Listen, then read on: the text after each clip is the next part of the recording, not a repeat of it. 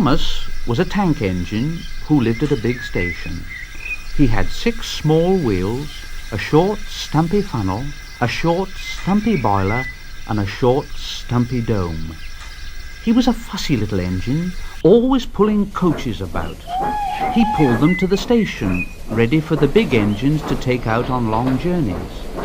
And when trains came in and the people had got out, he would pull the empty coaches away so that the big engines could go and rest. He was cheeky too. He used to play tricks on the other engines. He liked to come quietly beside them and make them jump. One day, Gordon was resting on a siding. He was very tired. The big express had been late. He was just going to sleep when Thomas came up in his cheeky way. "Wake up, lazy bones! Do some hard work for a change. You can't catch me!" And he ran off laughing. Instead of going to sleep again, Gordon thought how he could pay Thomas out. One morning, Thomas wouldn't wake up. It was nearly time for the express. The people were waiting, but the coaches weren't ready. At last, Thomas started. "Oh dear! Oh, sure!" The coaches were very impatient. "Come on, hurry up, hurry up. We'll be late."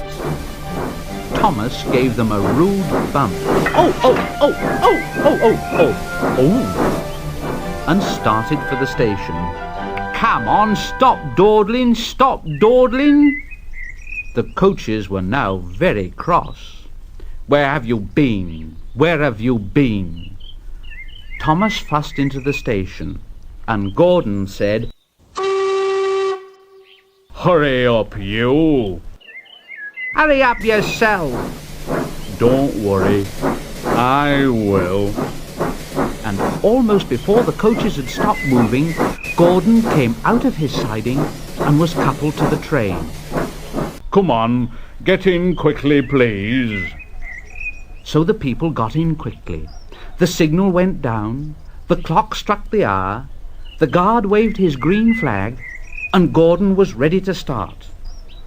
Thomas usually pushed behind the big trains to help them start, but he was always uncoupled first, so that when the train was running nicely, he could stop and go back.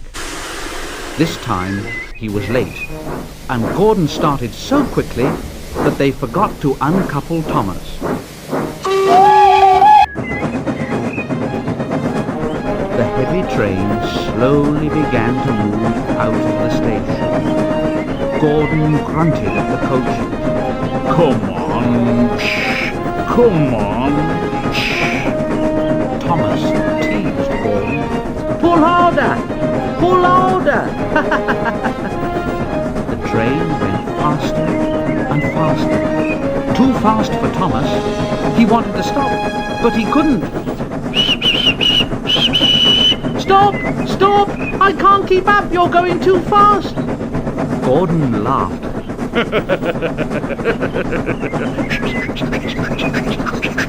"Faster, faster, faster, faster!"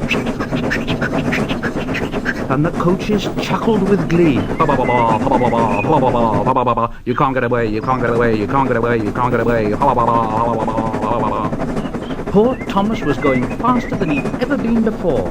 He was out of breath and his wheels hurt him, but he had to go on and on and on. "Oh dear, oh dear, oh dear, oh dear, oh dear, oh dear, oh dear, oh dear.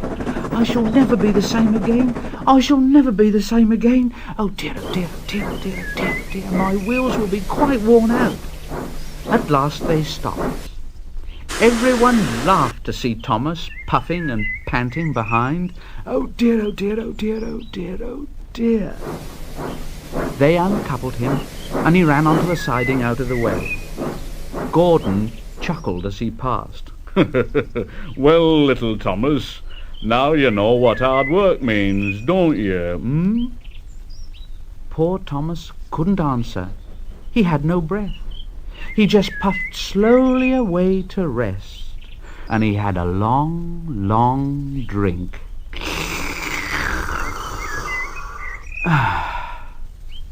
And he was careful afterwards never to be cheeky to Gordon again.